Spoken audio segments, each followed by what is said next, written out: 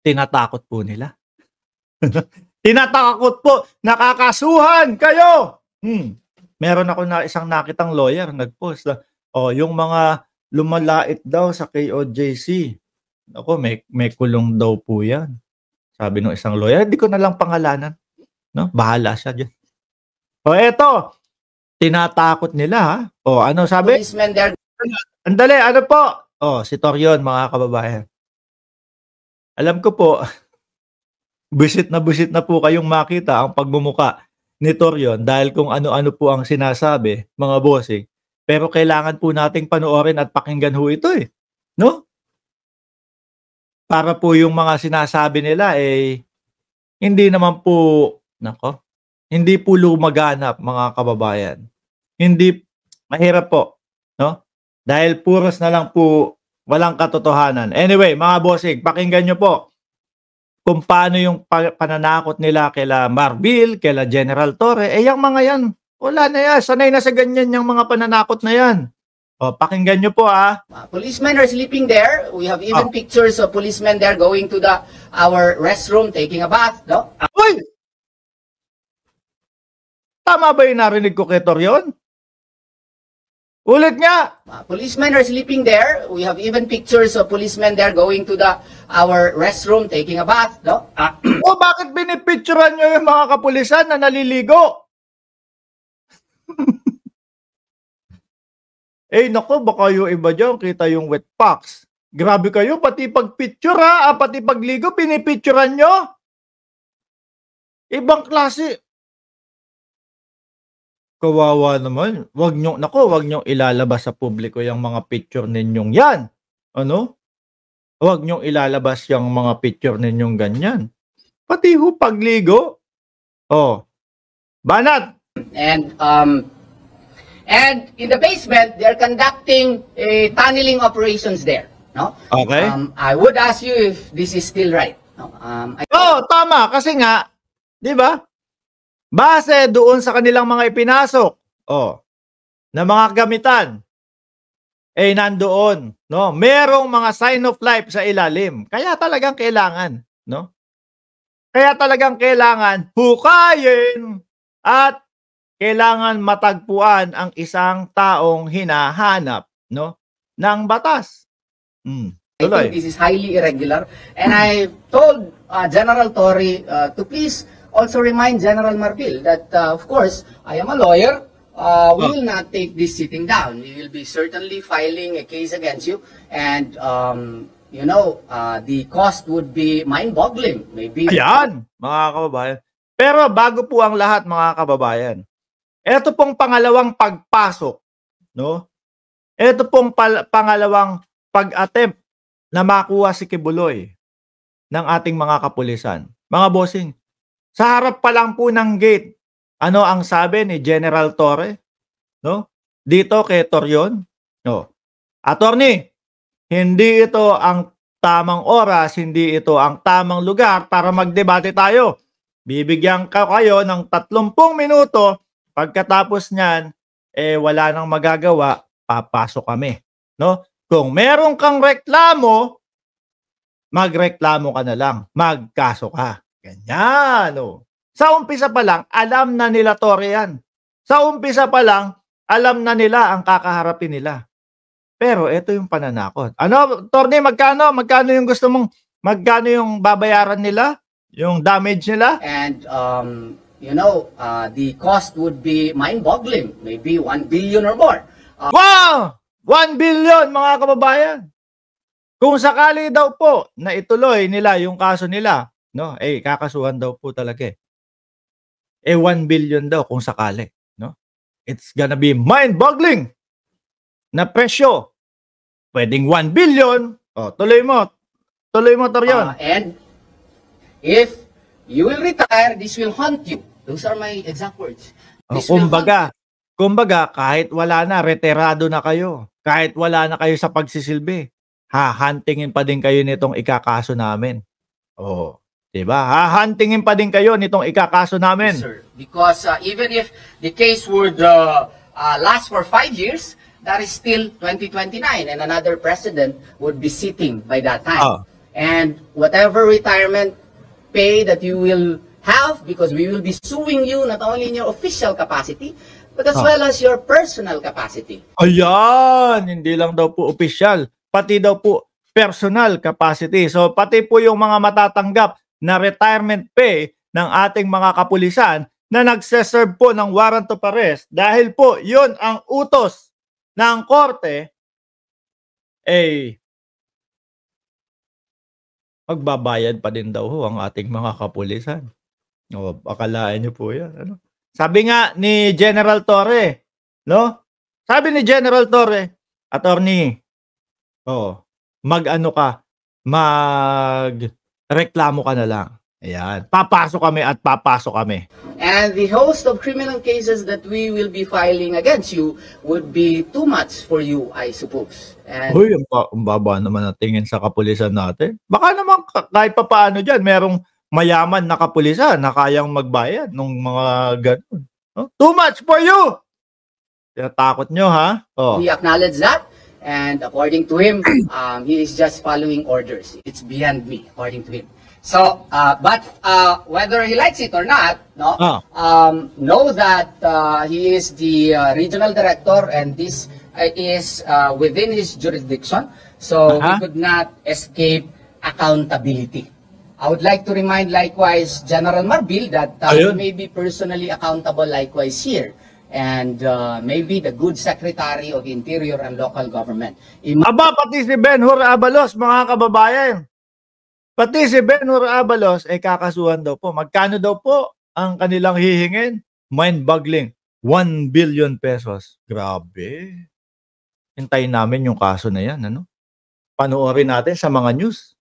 Pero syempre, bago yung mga kaso na yan, atupagin muna yung kaso ni Kibuloy. Dahil ho, mga kababayan, ako ho ay naniniwala, no? Na kapag talagang natuntun si Kibuloy diyan sa loob ng KOJC, pati si attorney, malamang makakasuhan po. Harboring a fugitive. O, di ba? Kasi imposible naman na hindi nila alam na nandiyan si Kibuloy. Kaya nga po siguro ang estilo nitong mga ito Kaya talagang talagang harang sila ng harang araw-araw po. Ako ho, mga kababayan, kung nasa loob ng bahay ko yung mga kapulisan at may hinahanap at alam ko wala naman doon, sige, mag-iikot kayo dyan. Diba? Sasamahan ko kayo. Sasamahan ko kayo para kung yung sinasabi nilang mga ito, tataniman sila. O sige, sasama ako. Pero kung wala naman talaga, alam ko sa sarili ko, hindi ako magre-resist, hindi ako hindi ako kukontra sa mga ginagawa nila. O sige, ganito, kapag katapos nyo hukayin yan, kung wala talaga kayong makita, kailangan ipagawa nyo ulit yan. Ha? Hihingi lang kami ng konting danyos doon sa mga araw na hindi namin nagamit.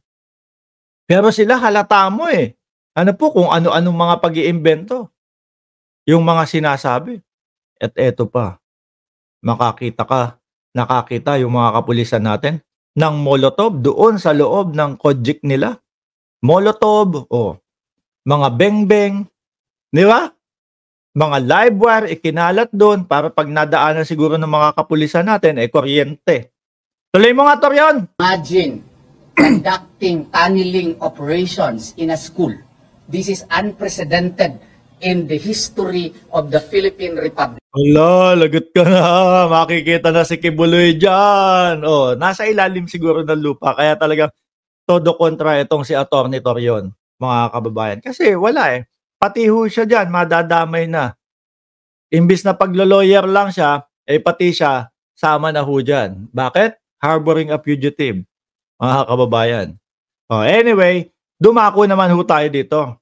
Ito, yung kumbaga, nilalayo na nila yung usapan para hindi na pumokus, no? Para yung ginagawa ng ating mga kapulisan na paghahagilap kay Kibuloy, sabihin ng taong bayan, ako, iba na pala ang ano nyo dyan, ha? Iba na pala ang hinahanap nyo dyan.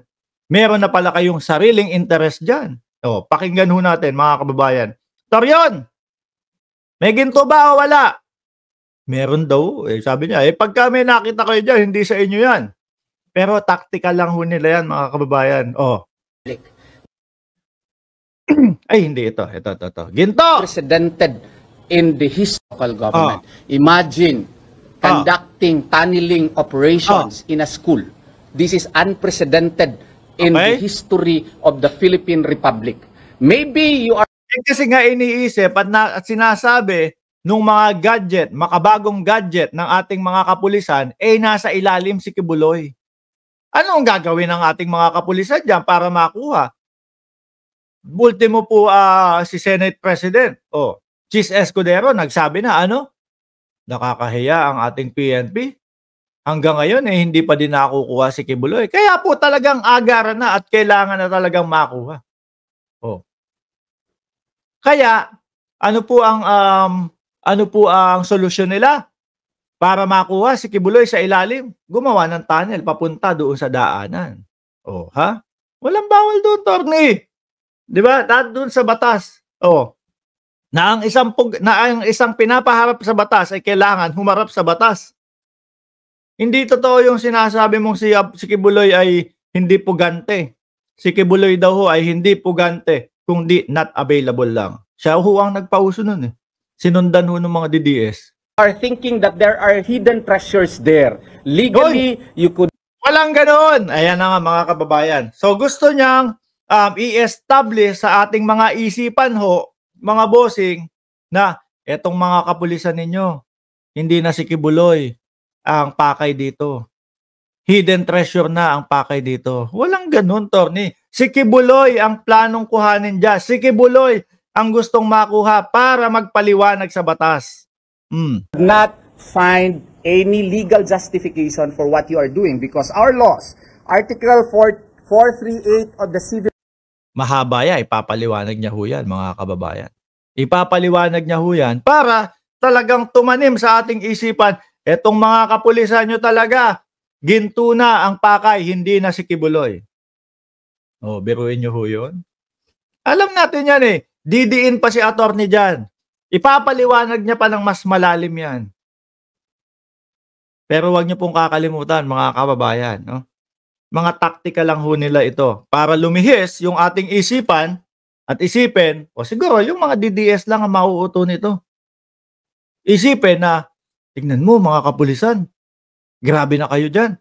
Hindi na si Kibuloy ang hinahanap nyo. Mga ginto na. Code, it states, hidden treasure belongs to the owner of the land, building, or other property on which it is found. So if there are indeed hidden treasure there, then who will own? Ano daw? Property on which it is found. So if there are indeed hidden treasure there, then who will own it? JMC, not him. No? Nevertheless, when the discovery is made on the property of another or of the state or any of its subdivision, and by chance, one half thereof shall be allowed to the finder. But what they are doing is not by chance. Tignan niyo po, lumalalim siya doon sa pagpapaliwanag na kung sakali na may matagpuan ng inyong mga kapulisan o ating mga kapulisan doon ng ginto, hindi mapupunta sa kanila, pag-aari pa din po. Hindi mo kailangan ipaliwanag yan dahil hindi yun yung pakay ng ating mga kapulisan dyan. Ang pakay lang dyan, si Kibuloy. It is purposive. So therefore, no share can be given to the finder. Who will own it if there are indeed hidden treasures there? It will still be JMC. And most importantly, the last sentence of the second paragraph of Article 438. Biruin mo talagang lumalim si Pastor. Lumalim si Attorney Torion doon, Kasi nga ang pakay, ang gustong mangyari, tayo pong mga nanonood sa kanya malipat ang atensyon na ang kapulisan po natin ay ginto na ang hinahanap at hindi na si Kibuloy. At syempre, kapag may mga naniwala sa kanila, mga bossing, isisigaw, makikisali. Sigaw, lumabas na kayo dyan, hindi na si Kibuloy ang pakay ninyo.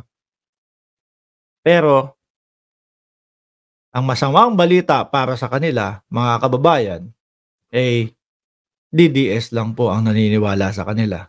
If the finder is a trespasser, he shall not be entitled to any share of the treasure. Sir Marbil, General Torre, you are a trespasser. Why? Because your search cannot be validated by an arrest warrant. Hoy! May sumusundo na ho sa akin, no? Requisites, and therefore you are a trespasser. Even if you find any hidden treasure there, nothing can be part of your share, no? Ayan, dumiin na ho talaga si Atty. Torion doon, mga kababayan. Hanggang dulo po niyang video na yan, wala nang itatopic diyan, no? Kundi ang kapulisan natin ay naghahanap ng ginto. Oh. Diyos ko po, Lord. Anyway, mga kababayan, bibigyan ko pa din po kayo ng update, no, dito sa mga pangyayari sa KOJC, sa Vice Presidente, at sa lahat po ng usaping politikal.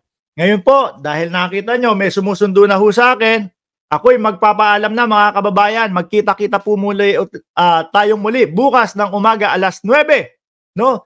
Ng umaga, 973 viewers. Huwag nyo pong kalimutan mag-like, mag-subscribe, and mag-share. Doon po sa mga nagpadala ng super sticker nila, maraming salamat po. Appreciated po namin yan. Paalam hanggang sa muli.